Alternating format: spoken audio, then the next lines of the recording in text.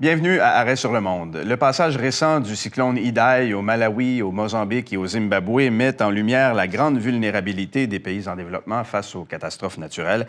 Des catastrophes qui vont d'ailleurs s'accentuer en nombre et en puissance avec le réchauffement de la planète. La pire crise humanitaire de l'histoire récente du Mozambique.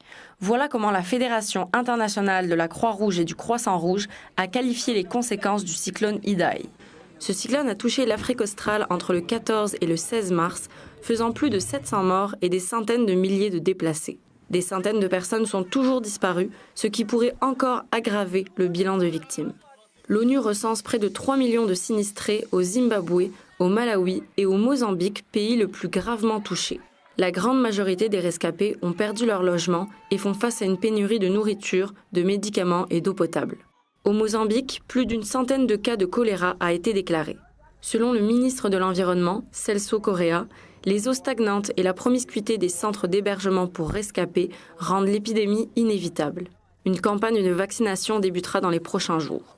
L'apparition de d'autres types de maladies, comme le typhus ou le paludisme, sont fortement redoutés. Selon le secrétaire général adjoint de l'ONU aux affaires humanitaires, Mark Lowcock, le Mozambique aura besoin d'au moins 370 millions de dollars canadiens dans les 3 prochains mois pour se reconstruire. Notre invité en studio pour en parler, Sébastien Nobert. Il est chercheur au Centre d'études et de recherches internationales de l'Université de Montréal, où il est professeur de géographie également. Et il est chercheur associé à l'Université de Leeds au Royaume-Uni. Monsieur Nobert, bonjour. Bonjour.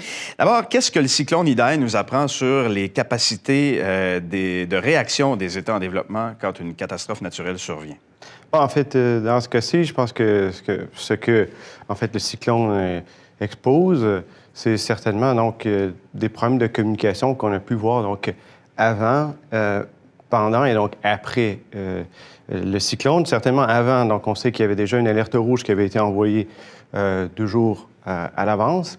Et pourtant, donc, les gens des régions rurales n'ont pas été alertés. Donc, évidemment, ici, on voit un peu qu'il y a un dysfonctionnement entre l'appareillage, si vous voulez, donc de pré-alerte et justement, donc, les mesures qui devaient être prises avant même en fait, on sache que le cyclone rentre dans les terres. Donc. Est-ce que les ressources aussi en termes de secours sont suffisantes, bien formées, ont les infrastructures nécessaires pour venir en aide aux gens? Comme on a pu le voir, en fait, les 2 premiers pays qui ont décidé de pouvoir aider le Mozambique ont été l'Afrique du Sud et l'Inde, puisque bon, ils avaient des bateaux de l'armée qui étaient pas loin, en fait, du Mozambique, donc ils ont pu intervenir rapidement. Mais on a vu que sur place, non, il n'y a pas d'hélicoptères qui avaient été mobilisés. En fait, il n'y avait pas vraiment, les moyens n'avaient pas été mis en place pour pouvoir réagir rapidement. Donc, évidemment, on se rend compte que oui, derrière ça, le Mozambique, en fait, était un peu à la traîne, disons.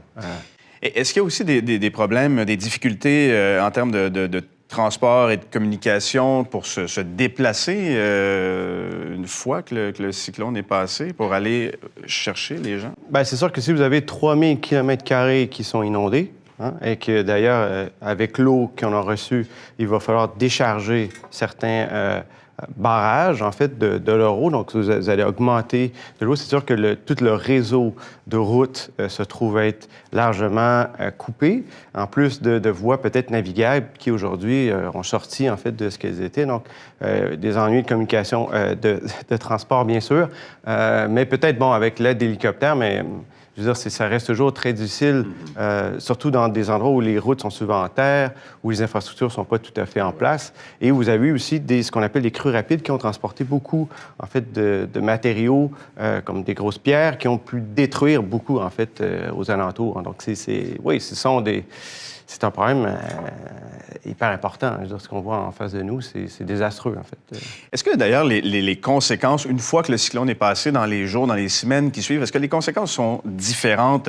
On parlait dans la vidéo d'apparition de maladies. Quand il y a des ouragans en Floride, il n'y a pas d'apparition du choléra, par exemple. Est-ce qu'il y a des problématiques comme ça qui sont propres aux pays en développement? Bien sûr, ça dépend du type de niveau d'équipement sanitaire que vous avez sur place. Par exemple, si les gens n'ont pas de système d'égout, de système de décharge, vous êtes beaucoup plus vulnérable, en fait, ou propice de pouvoir voir ce genre de maladie prendre place, évidemment. Donc, c'est aussi combien de personnes sont décédées, combien de corps sont en train de pourrir, en fait, sous l'eau, etc. Donc, vous avez vraiment tous ces indices qui sont sur place, mais il faut se rappeler quand même que dans le cas, si je me rappelle bien, en fait, Katrina, il y avait quand même une peur aussi que certaines maladies puissent se développer. Donc, évidemment, à cause des corps qui se trouvent un peu partout, des animaux morts, des trucs comme ça. Donc, mais oui, il y a évidemment une différence énorme entre les pays soi-disant donc du sud global et les pays du nord global sur leur capacité de réponse et la capacité d'être contaminés par des maladies comme celle-là. Et à plus long terme, quand on pense que dans beaucoup de pays en développement, beaucoup de gens dépendent de l'agriculture de subsistance, par exemple, on peut imaginer que les conséquences à long terme sont peut-être plus significatives pour la population ou pas? Oui, non, elles peuvent être significatives parce qu'en ce moment, donc, on parle beaucoup de l'inondation et tout, évidemment des pertes de vie, mais il y aura par la suite des pollutions qui ont été créées par justement l'eau. On peut penser par exemple à du pétrole, de l'essence, qui pourront se retrouver dans les champs et qui auront peut-être des conséquences au long terme. Dieu sait aussi, que je n'ai pas vraiment regardé exactement qu'est-ce qui se passait autour de Beira, mais si on prend par exemple, si on avait une région minière où on avait des endroits où, comme on a vu au Brésil, où on laisse en fait les minéraux décanter, on pourrait avoir une pollution successive qui pourrait être encore plus dangereuse. Donc évidemment, sur les cultures aussi, votre sol est trempé pendant je sais pas moi, plus qu'un mois. Vous abandonnez l'agriculture, oui, évidemment. Est-ce qu'on se trompe en pensant que les pays en développement, que les cicatrices des catastrophes naturelles dans les pays en développement sont plus profondes, plus durables que dans les pays développés? Oui, elles vont l'être parce que c'est surtout sur les temps de réaction et malheureusement, c'est aussi sur... c'est malheureux à dire, mais c'est sur l'importance que les populations du Sud global ont sur les interventions et l'aide internationale. On l'a vu dans le cas de l'Haïti, avec le tremblement de terre.